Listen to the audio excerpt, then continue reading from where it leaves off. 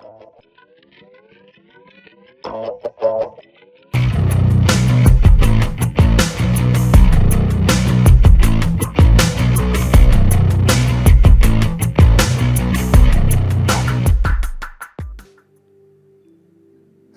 guys, how you doing? Welcome back to Hypermine, and today we're going to have a look at a few things that I've been doing. It's going to be a show and tell episode probably today, because I've done some stuff in the base that I'm going to show off.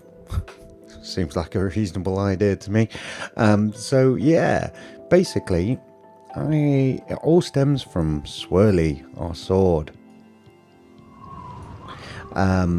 Basically, it's a reasonably good sword. I would say it's pretty OP, but it's nothing like some of the swords I've seen with 6 or more enchantments on.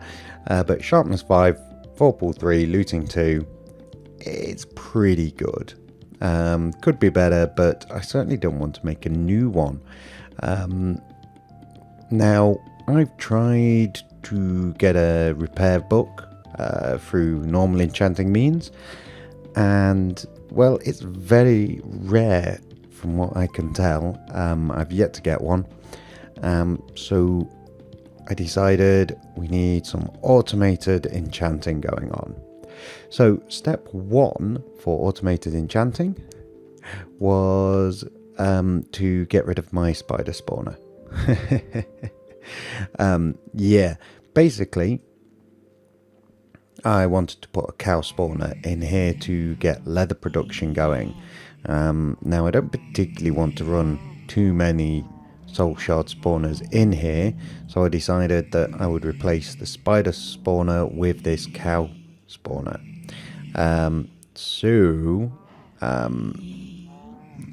That's what I've done. Now that led me on to playing with the Mine Factory planters and harvesters. Also my general lack of wood and rubber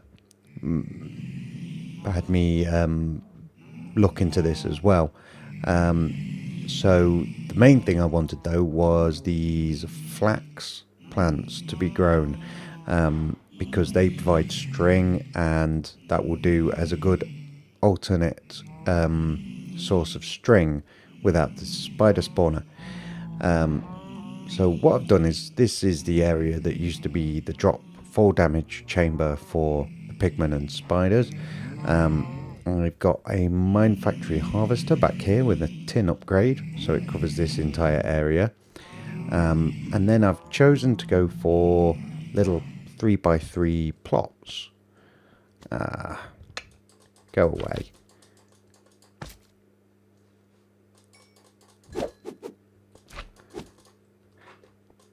Let's just clear these guys out.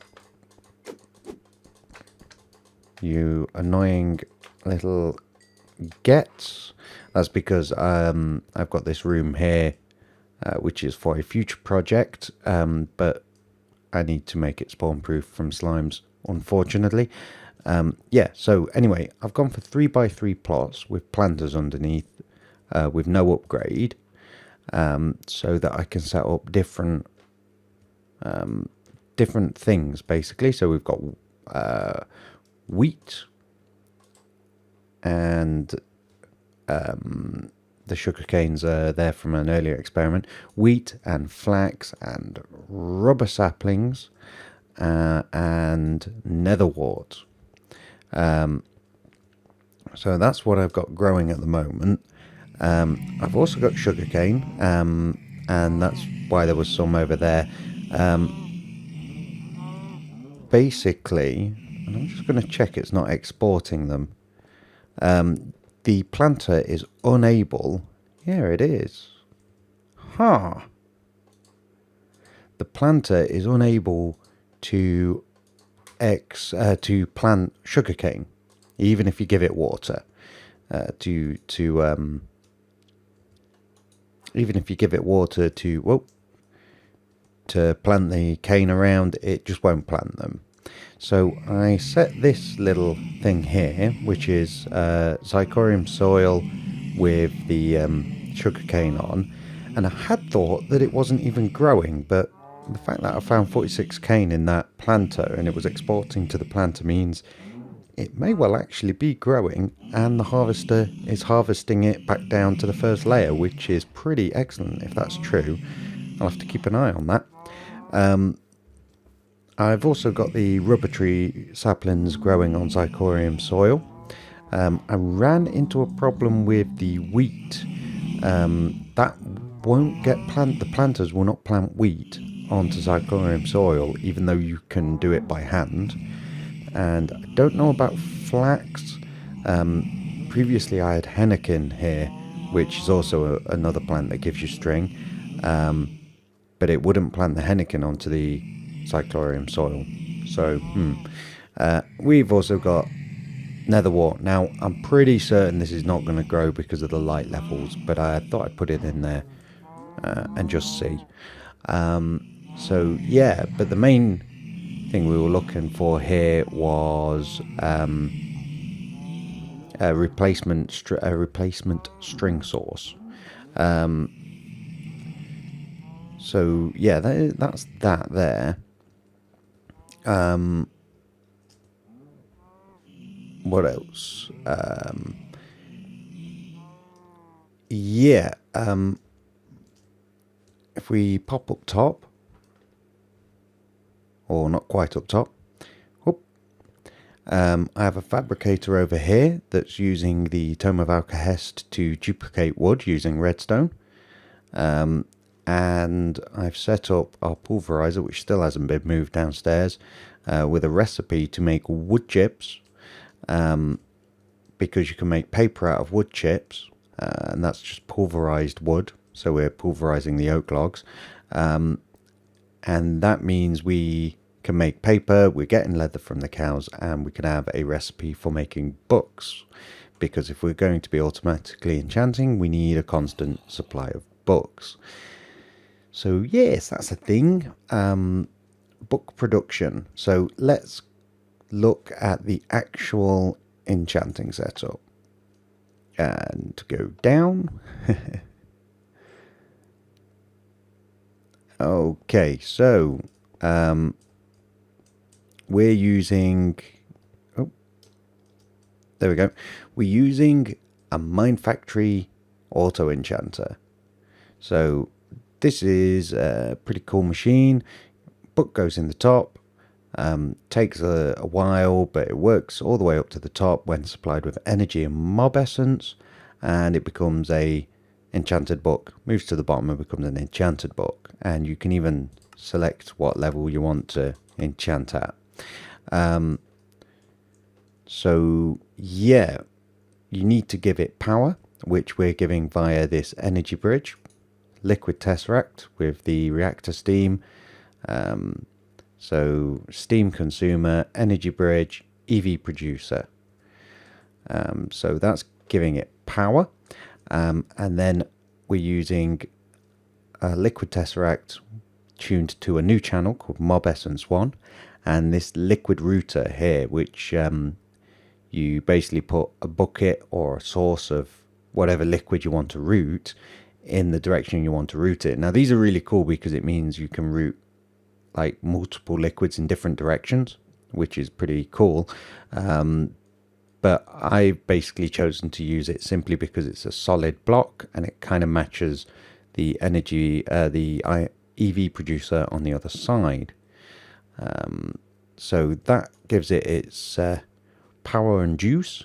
Then when it's enchanted the book, we're using an item router, to extract from slot 1, and an ME import bus below that to get it into our storage system. Now, the insert is being done through red power, and there's a reason for that.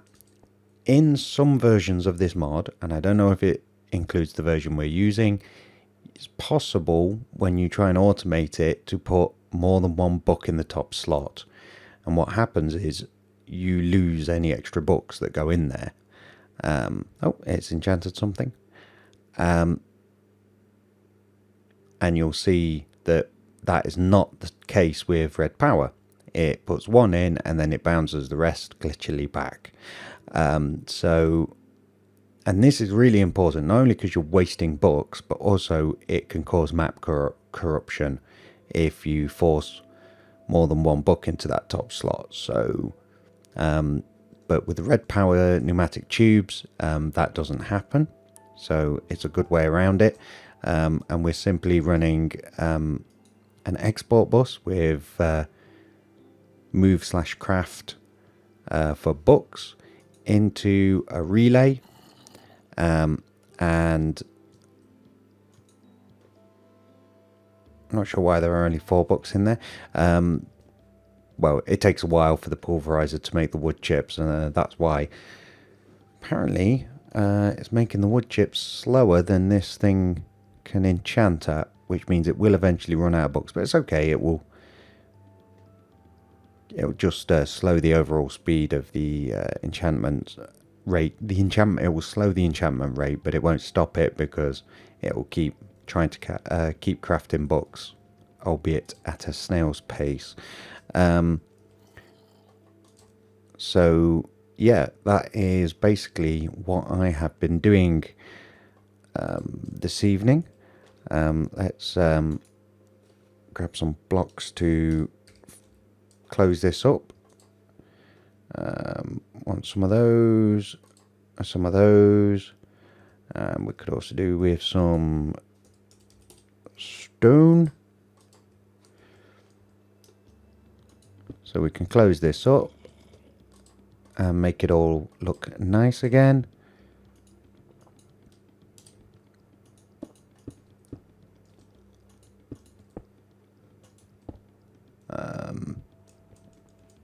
I guess actually I should fill in down here as well.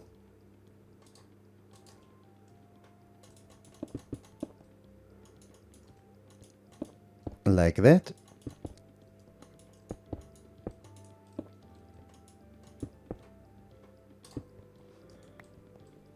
And there we go. So that is automated enchanting a go-go in the base.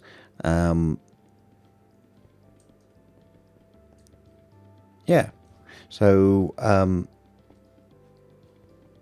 what else have I got to talk about? Yes.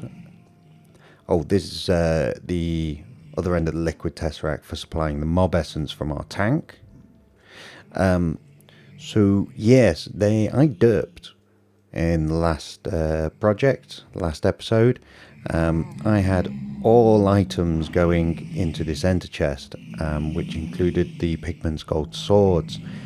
A combination of the fact that gold swords aren't stackable and that they come with so many different types of enchantments that there are like 1,000 different ID codes for the swords, meant that it flooded my ME system and started spewing swords everywhere. So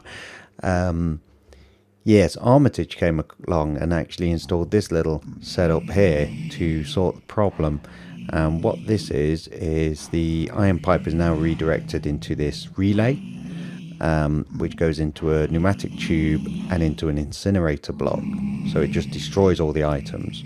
But we've got this filter here, which I've added the leather and beef since changing the spider spawner over to a cow spawner. But this filter pulls the specified items out of the pneumatic tube as they go past and passes them into the ender chest. So thank you, Armitage, for fixing my error. You got to be careful in Feed the Beast. More careful than me, apparently. So I will try and make sure that I don't do something like that again. What else? Yeah, I'm still having difficulties with the frame ship. It's still unloading and the chunk loaders are breaking and stuff. So at the moment we've got nothing coming in. where did I put the... There it is. So I am kind of slowly building up, and I keep telling this to craft things, and it keeps stopping because I end up making changes to the ME system and resetting the crafting. So, but yeah, I'm going to build up a load more centrifuges and rework this room to double the number of centrifuges. And that's because although tin we're doing fine for, copper is not so rosy a picture. Only 5,000 copper. So, and 5,000 is a lot, but the fact that it's sat at its lower limit means it could be used faster than it is. So yes, must change all this up. We don't need this industrial centrifuge anymore here. So it's not being used anymore, so we could get rid of that. Actually, could do that now. Can we? No, can we not? I'm fairly certain we have to break this with a wrench.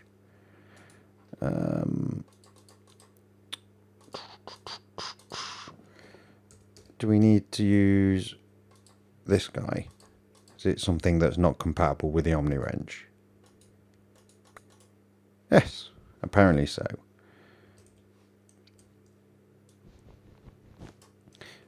Alright, well, let's just tidy this up.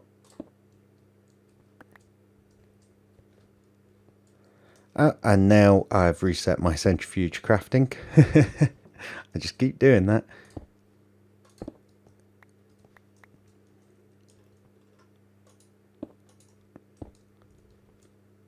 Cool, right. So we can actually now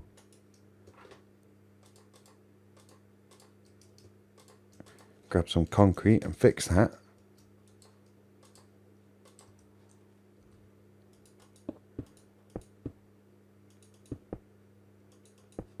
Beautiful. So yes,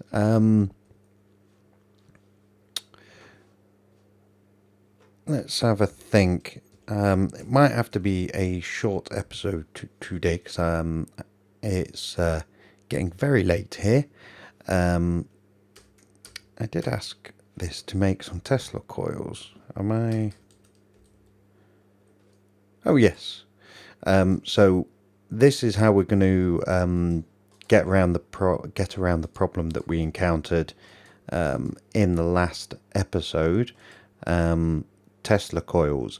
We're going to scatter those through the park to kill our mobs off. Now I didn't want to do that because I'm going to need to basically send power to multiple different areas, and I believe Tesla coils will only take EU, which I was kind of hoping to have something that would take BC so that I could use energy tesseracts, and also so I could power it from Lekigen. But and also the force field would have allowed me to do it from one machine rather than having to scatter stuff throughout the park. So and also Tesla coils will hurt players. So it's not ideal, but it seems to me like the only choice if those force fields won't kill passive mobs. So that was one thing. But yes, I'm away next week. Now you will get an episode of Wonderful. Well, I will try and make an episode of Wonderful World of Woolly for later in the week. And there are a few more episodes to come of Zombie Apocalypse with Eki. So that's definitely a thing there. But next week you're not gonna really see much in the way of videos from me unless I manage to record an absolute ton in one night or something. So unfortunately Next week is going to be a pretty much a woolly free zone, so I'm sorry about that, especially on the heels of an episode like this where I've not actually done much with you on screen, and it's a bit shorter, but unfortunately life has a habit of getting in the way, but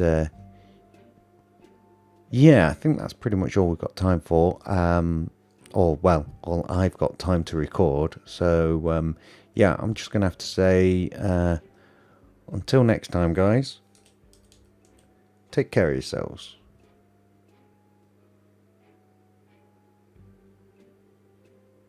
Bingo! Woohoo! No, not that one. That one. Repair 2. Awesome. Job done.